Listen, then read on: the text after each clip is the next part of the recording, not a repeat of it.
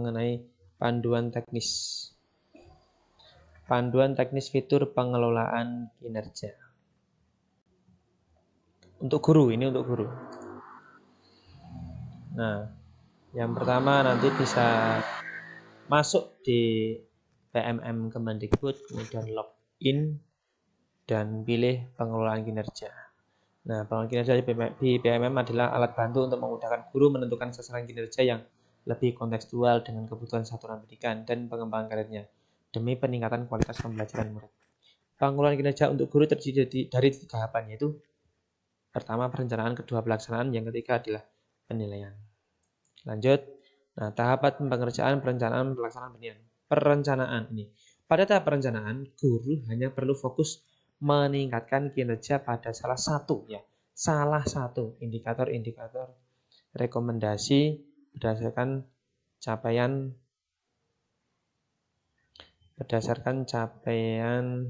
rapor pendidikan yang telah terintegrasi.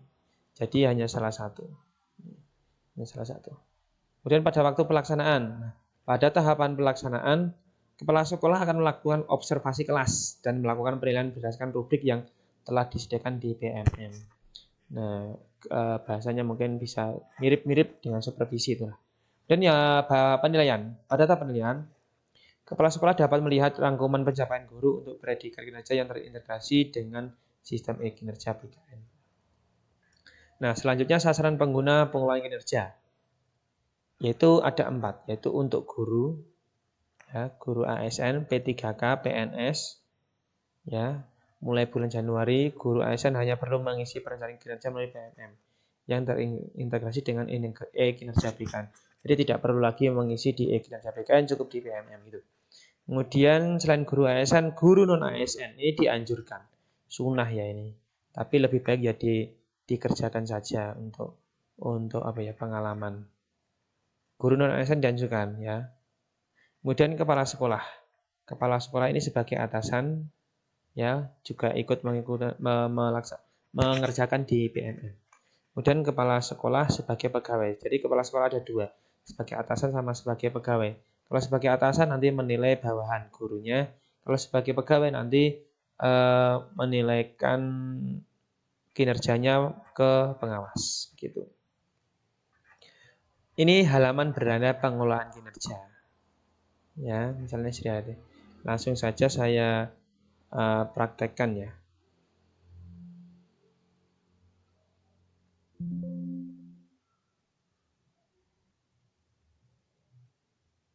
Saya praktekkan, jadi langsung ke ini Google Chrome, kemudian ketikkan saja PMM Kemendikbud. Jangan yang ini, karena ini kampus Merdeka, yang Merdeka Mengajar ini. Yang Merdeka Mengajar.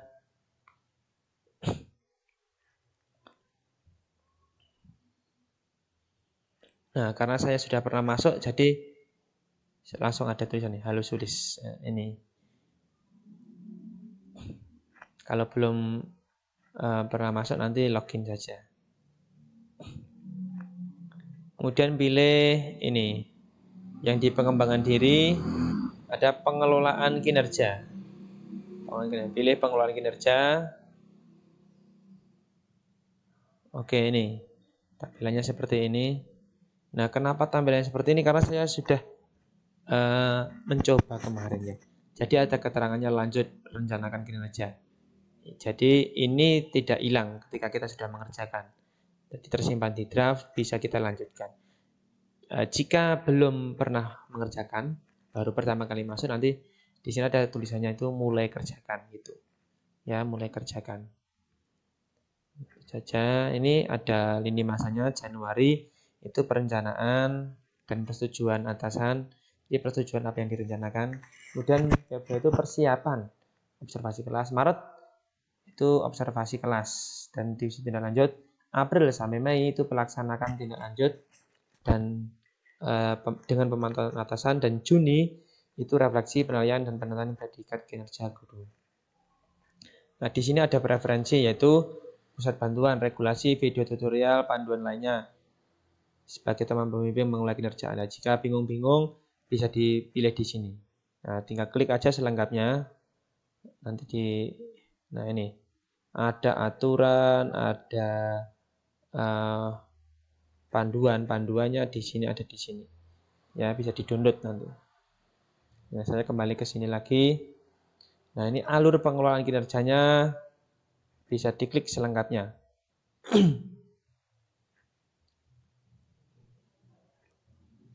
Nah, bagaimana alurnya?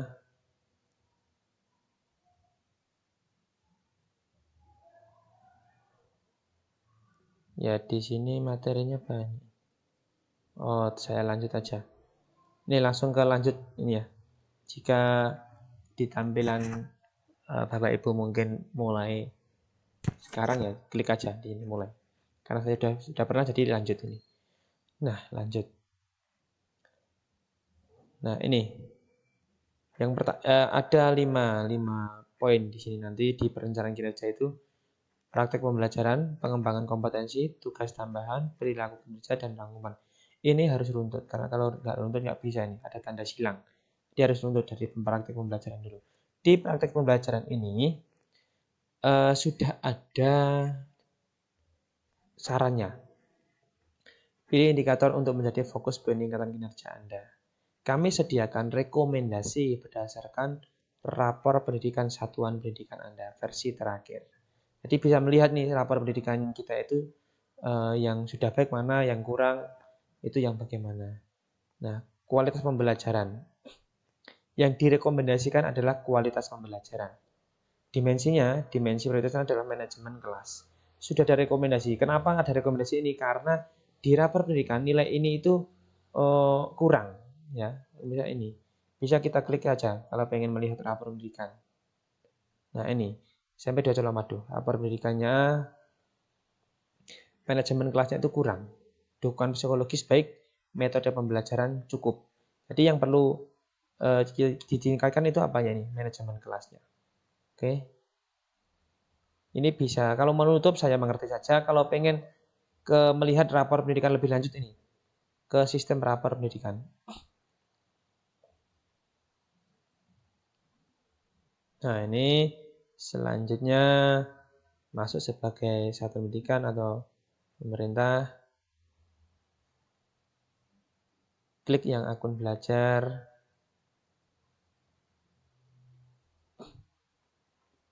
Lanjutkan.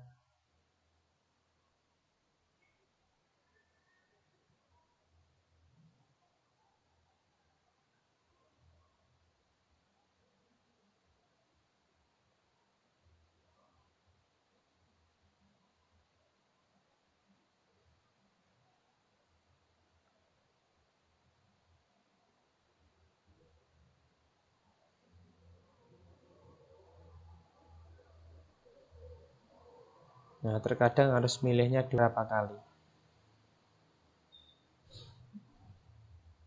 Nah, ini laporan rapor pendidikan tahun 2023. 2022 juga ada. Di tahun 2023 ini jika mau mengunduh format Excel untuk poster saja, lebih apa ya? Lebih enak jika mengunduh lewat poster ini.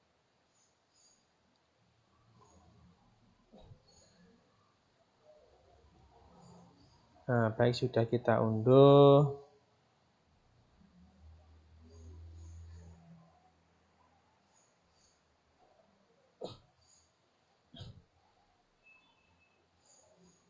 Nah, ini SMP Colomadu.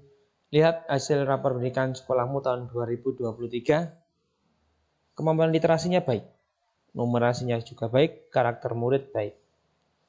Kondisi keamanan sekolah baik, kondisi kebinaan sekolah baik, kualitas pembelajaran sedang. Nah, ini nilainya turun dari tahun 2022. Jadi yang perlu diperbaiki adalah kualitas pembelajaran. Itu rapor pendidikannya. Nah, lanjut saja. Nah, karena sudah ada rekomendasi ini, kita ikuti saja sesuai rekomendasi ini. Di manajemen kelas, di kualitas pembelajaran. Manajemen kelas. Lain juga ada. Nah, ini kategori lain ini.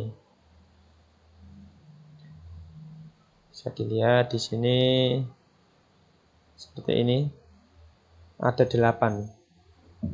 Ya, 8 dimensi. Rekomendasinya ada 2 ini. Nah, tinggal milih yang mana. Nah, misalnya saya penerapan disiplin positif. Setelah milih, kemudian ke pengembangan kompetensi. Nah, di pengembangan kompetensi ini Anda diharapkan memiliki minimal 32 poin per semester untuk memenuhi ekspektasi atasan. Jika kurang, mohon diskusikan dengan atasan Anda. Jika lebih, ekspektasi atasan akan semakin lebih baik juga. Pilihan rencana hasil kerja atau RHK memiliki poin yang berbeda berdasarkan tingkat keterlibatan dan dampaknya. Total poin 32. Bagaimana ini dihitung? Nah, ini karena saya sudah memilih. Ya, contoh saya hapus dulu saja. Nah, total poinnya masih 0, kurang 32 poin. Saya akan merencanakan biar dapat minimal 32 poin. Nah, contohnya apa saja biar banyak-banyak ini? Banyak ya, sudah ada poinnya di sini, sudah ada keterangan poinnya. Nah, ini kalau kita melakukan peningkatan kompetensi melalui peran sebagai partisipan seminar, jadi mengikuti seminar, lokakarya, itu poinnya 4. Ya, poinnya 4. Kemudian meningkatkan kompetensi melalui peran sebagai peserta berbagai praktek baik yang diselenggarakan Kombel, komunitas belajar itu sebagai peserta juga, poinnya 4. Kemudian meningkatkan kompetensi melalui peran sebagai peserta coaching atau mentoring, nilainya 4 juga. Kemudian meningkatnya kompetensi melalui peran sebagai penelaah aksi nyata sejawat yang dilakukan oleh guru. Jadi kalau penelaah itu nilainya 6 poin. Meningkatkan kompetensi melalui peran sebagai penelaah cerita praktek. Nah, kalau penelaah nilainya 6. Kemudian meningkatkan kompetensi melalui peran sebagai penelaah perangkat ajar, 6 poin juga. Dan meningkatkan kompetensi melalui peran sebagai penyusun kumpulan konten unggulan yang dapat dibagikan kepada guru, 6 poin. Meningkatkan kompetensi melalui peran sebagai narasumber. Kalau narasumber ini 8 poin. Kemudian sebagai partisipan observasi praktek pembelajaran. Nah, jadi partisipan itu 8 poin. Sama rekan sejawat ya. Kemudian peserta kegiatan pelatihan atau BINTEK yang memperoleh sertifikat di bidang pendidikan, kebudayaan, riset, dan teknologi 8 poin. Jadi peserta pelatihan atau BINTEK. Kemudian peserta pelatihan mandiri, ya PPM ini ya. Peserta pelatihan mandiri sesuai model kompetensi guru, kepala sekolah, dan atau pengawas sekolah. Ini dapat 8 poin. Kemudian coach sebagai coach, mentor, fasilitator, pengajar praktek itu nilainya 12 poin. Kemudian penyusun cerita praktek itu 12 poin. Kemudian peraih pengakuan atau penghargaan terhadap kompetensi dan kinerjanya 12 poin. Kemudian penyusun perangkat ajar yang dapat dibagikan kepada guru 24 poin. Kemudian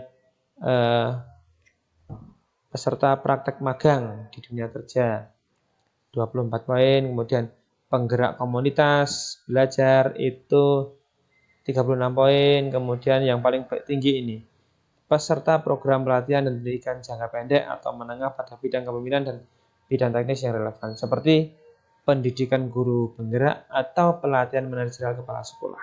Nilainya tinggi. Nah, tinggal dipilih nanti. Yang penting kita nanti mencapai minimal 32. Nah, di sini saya contohkan saya akan memilih pelatihan mandiri itu sebanyak 2 kegiatan. Nah, bukti dukungnya nanti apa? Sertifikatnya, sertifikat topik. Targetnya per semester 16 poin. Nah, di sini sudah ada, kurang 16 poin. Poin saja 16 kurang 16. Saya tambahkan lagi. Tadi sudah pelatihan mandiri, tambah saya merencanakan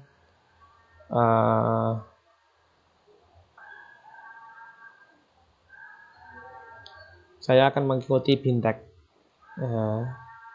sebanyak 2 kegiatan. Kegiatan 16. Nah, ini. Ya, total poin 32. Oke. Nanti misalnya pengen tambah ya silahkan tambah. Nah, setelah ini kalau pengen keluar, simpan draft biar tidak hilang, ya. Karena masih ada tugas tambahan perilaku kerja dan rangkuman.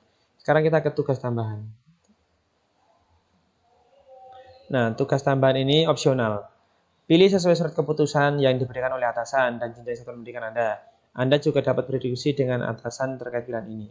Ya, jika tugas yang diberikan kepada Anda tidak termasuk dalam tugas tambahan di sini, maka Anda dapat melewati pengisian tugas tambahan dan lanjut ke halaman berikutnya.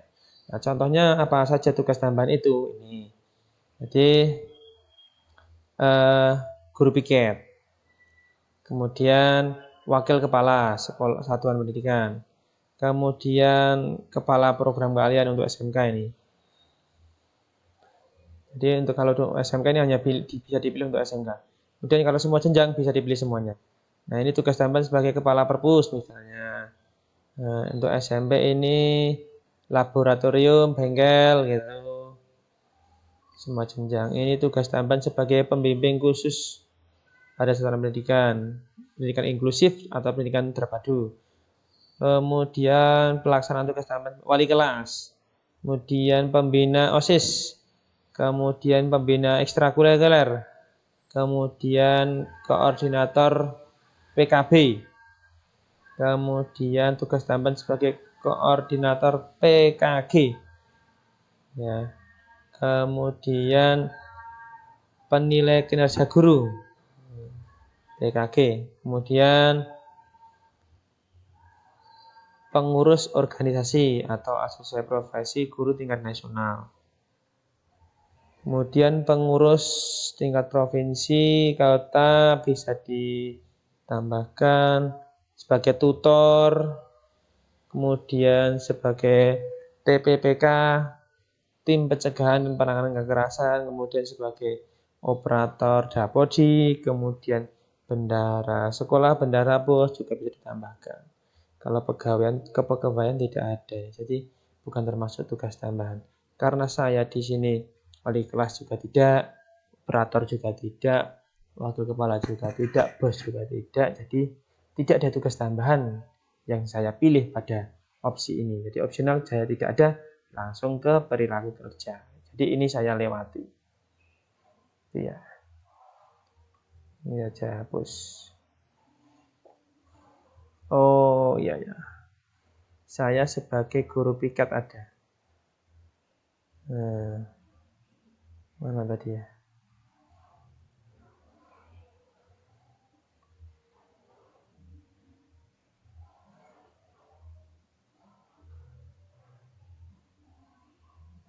Guru piket.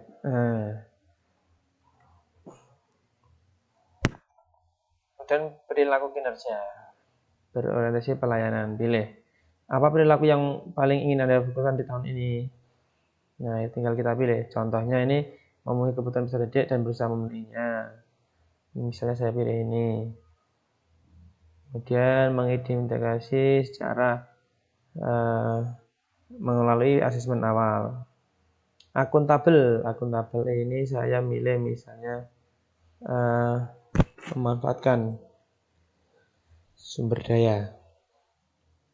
Penerapannya bagaimana? Itu memanfaatkan kemudian kompeten yang ingin saya fokus tentang ini yaitu melaksanakan tugas dengan baik ya, misalnya bagaimana menerapkan perilaku tersebut dalam kehidupan sehari-hari, melaksanakan rencana kerja sesuai target yang ditetapkan, harmonis misalnya menghargai setiap warga sedemikian apapun latar belakangnya. Bagaimana penerapannya? Yaitu menjaga hubungan baik. Yang loyal misalnya menjaga nama baik satuan pendidikan. Kemudian penerapannya melaksanakan arahan kepala satuan pendidikan. Adaptif misalnya ini terus menyesuaikan diri secara tepat dalam menghadapi dinamika. Bagaimana penerapan perilakunya?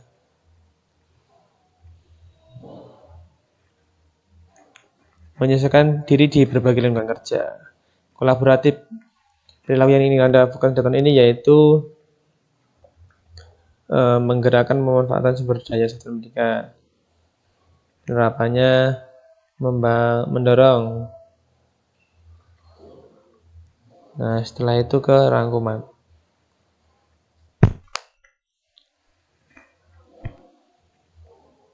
Rangkuman perencanaan kinerja Anda. Anda bisa cek ulang dan ubah sebelum mengajukan ke atasan. Format perencanaan kinerja akan kami sesuaikan dengan aturan yang berlaku. Oke. Ini ya rangkuman dari apa yang kita pilih tadi. Oke, lanjutkan aja. Lanjut ajukan ya. Jika ingin melanjutkan ajukan. Ajukan perencanaan kinerja ke atasan. Atasan akan lanjut memeriksa. Mohon diskusi dengan atasan terlebih dahulu atau simpan draft jika diperlukan. Nah, ini bisa diajukan ke atasan, ajukan ya, atau simpan draft jika ingin nanti memperbaiki dulu. Nah, bagaimana jika nanti sudah kita ajukan pengen memperbaiki, bisa saja nanti tinggal kita komunikasikan dengan kepala sekolah. Nah, untuk perencanaan sudah selesai pada tahap itu. Nah, ini bisa dilanjut lagi karena tadi kita simpan draft.